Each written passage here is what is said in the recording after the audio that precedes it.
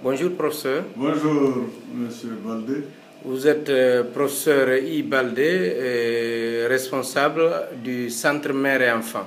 Oui, chirurgien, oui. Voilà. Je viens de constater qu'il y a eu des victimes qui ont été admises dans votre centre. Est-ce que vous pouvez nous expliquer un peu? Ben oui, ce sont des victimes de la nuit dernière et de ce matin. La nuit dernière, il y avait bel et bien une bonne contusion au niveau du visage avec un œil rouge, c'est-à-dire un œil contu, et un édème sous la paupière. Donc là, le pronostic visuel se pose.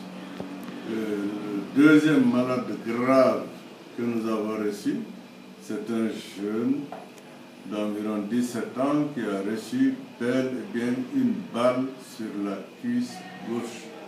Et cette balle n'a pas encore été enlevée.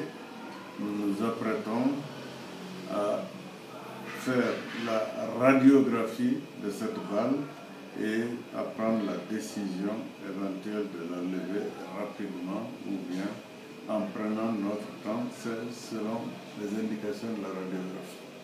Ce n'est pas une erreur de langage. Il y a bel et bien eu l'utilisation de balles réelles. Absolument.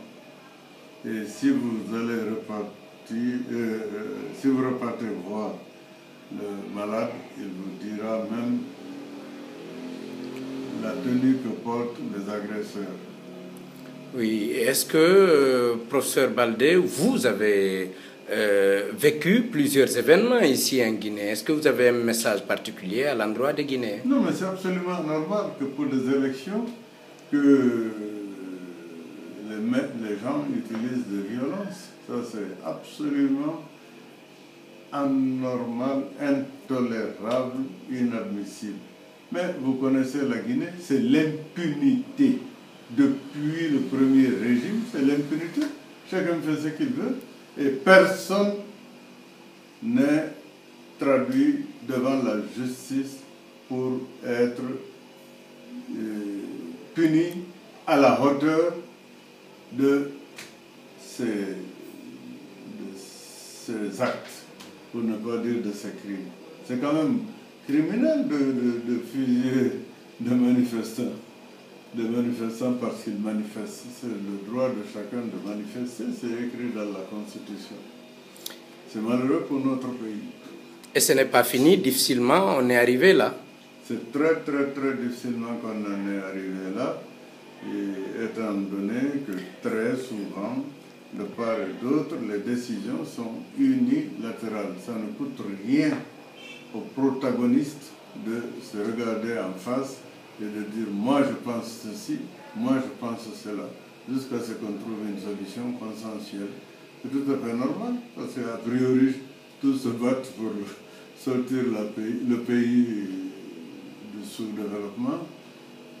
Et ici, ce qui est dominant, c'est l'impunité et les injustices, indépendamment du fait que le pays ne bouge pas sur le plan économique. Vous avez entendu ce matin les radios, il y a un étranger qui a dit en sous-sous « Wali Mouna », « Kogri Mouna »,« Bande Mouna », etc. dans notre pays. Oui. Un étranger. Merci, professeur. Je vous en prie.